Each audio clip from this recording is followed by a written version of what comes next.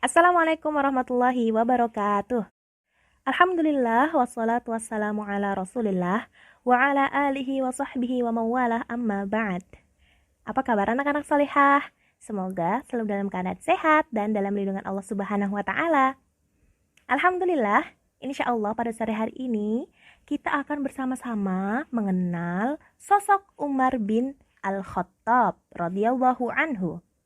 Ada yang sudah kenal siapa itu Umar bin Al-Khattab radhiyallahu anhu? Umar bin Al-Khattab radhiyallahu anhu adalah salah seorang sahabat Nabi Muhammad sallallahu alaihi wasallam dan merupakan khalifah kedua. Nah, pada waktu yang lalu kita sudah sama-sama meneladani kisah dari khalifah pertama. Siapa ya? Ada yang masih ingat? Benar. Khalifah pertama adalah Abu Bakar As-Siddiq. Nah, Umar bin Al-Khattab menjadi khalifah setelah Abu Bakar As-Siddiq radhiyallahu anhu wafat.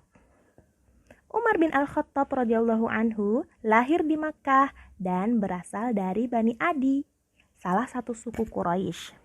Nama lengkap Umar radhiyallahu anhu adalah Umar bin Al-Khattab bin Nufail bin Abdul Uzza. Siapa? Umar bin Al-Khattab bin Nufail bin Abdul Uzza. Di masa jahiliyah dulu, Umar radhiyallahu anhu adalah seorang musyrik yang dikenal pemberani. Berkat doa Nabi Muhammad sallallahu alaihi wasallam yang berbunyi, "Ya Allah, muliakanlah Islam dengan Umar," maka Umar bin Al-Khattab pun atas kehendak Allah menjadi seorang muslim. Dan sejak saat itu, beliau menjadi orang yang mulia. Umar radhiyallahu anhu meninggal di Madinah. Beliau dilukai oleh seorang majusi yang bernama Abu Lu'lu ketika sedang sholat subuh hingga akhirnya wafat. Beliau dimakamkan di samping makam Nabi Muhammad SAW dan Khalifah Abu Bakar As-Siddiq radhiyallahu anhu di Madinah. Nah, kisah apa sih yang akan kita teladani sama-sama tentang Umar radhiyallahu anhu pada sore hari ini? Simak baik-baik ya anak-anak salihah. Khalifah Umar bin Al-Khattab dikenal sebagai seorang pemimpin yang sering melakukan kunjungan ke rakyatnya tanpa diketahui oleh rakyatnya sendiri. Suatu ketika, pada malam hari, Umar yang sedang berkeliling mengontrol suasana dan kondisi rakyatnya di malam yang gelap dan sepi, mendengar seorang wanita sedang berbicara kepada anak perempuannya. "Anakku, coba kamu campurkan susu itu dengan air." Kemudian sang anak berkata, "Tapi Bu, Khalifah Umar melarang untuk mencampurkan susu dengan air.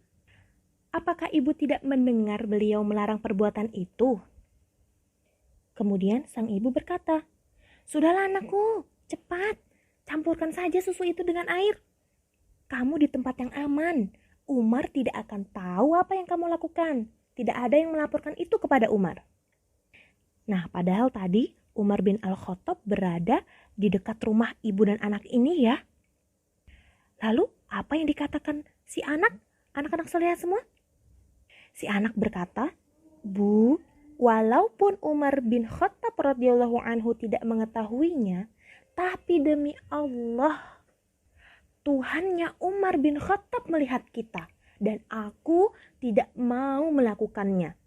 Allah juga melarang perbuatan itu, Bu." Umar yang mendengar di balik pagar rumah tersebut terkejut. Kata-kata gadis tersebut membuatnya senang. Dan ketika Umar radhiyallahu anhu pulang ke rumah, Umar radhiyallahu anhu memanggil Asim, putranya yang sudah siap menikah. Setelah menceritakan apa yang didengarnya, Umar radhiyallahu anhu berkata kepada Asim, "Wahai Asim, pergilah ke suatu tempat di daerah ini. Engkau akan bertemu dengan seorang gadis. Kalau dia tidak sibuk bekerja, maka persuntinglah dia menjadi istrimu. Semoga Allah memberimu keturunan darinya," kata Umar. Kemudian Asim menikahi gadis miskin yang taat tersebut. Dan nama gadis tersebut adalah Ummu Ammarah.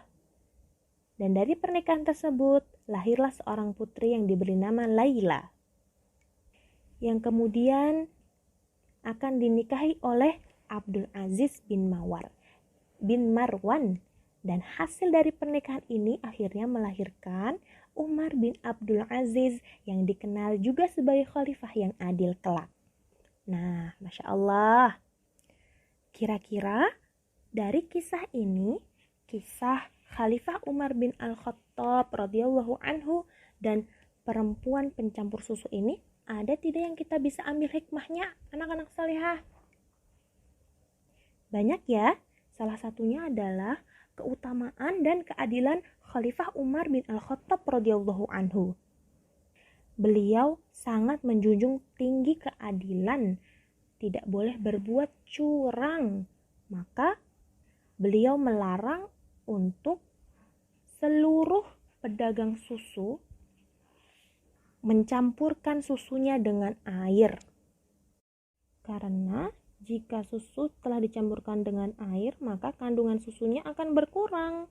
Meskipun jumlahnya banyak dan terlihat menguntungkan, tetapi itu termasuk perbuatan curang ya.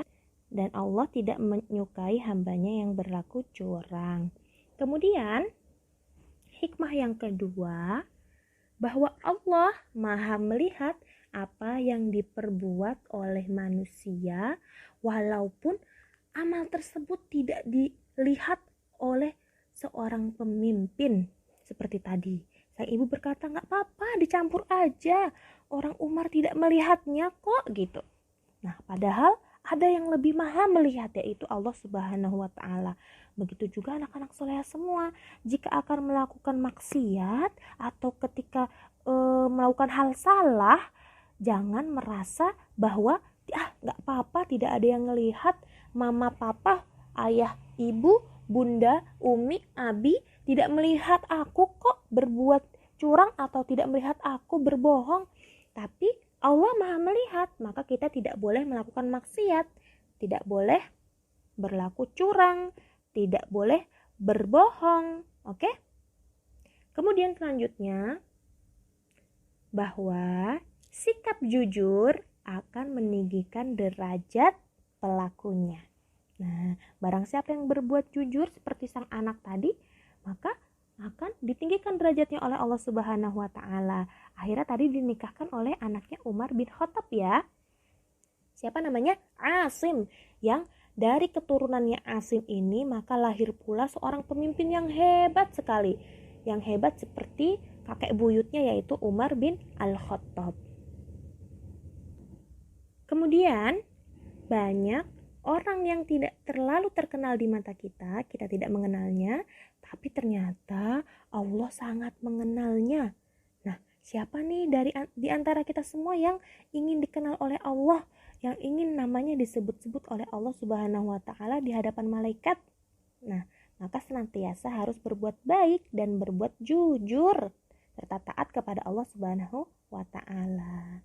Nah, alhamdulillah anak-anak solihah. Semoga dari kisah ini kita dapat mengambil pelajaran ya, salah satunya tentang kejujuran.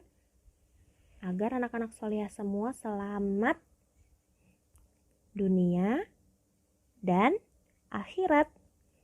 Senantiasa untuk berlaku jujur. Ustazah mohon maaf ya apabila ada salah-salah kata. Wassalamualaikum warahmatullahi wabarakatuh.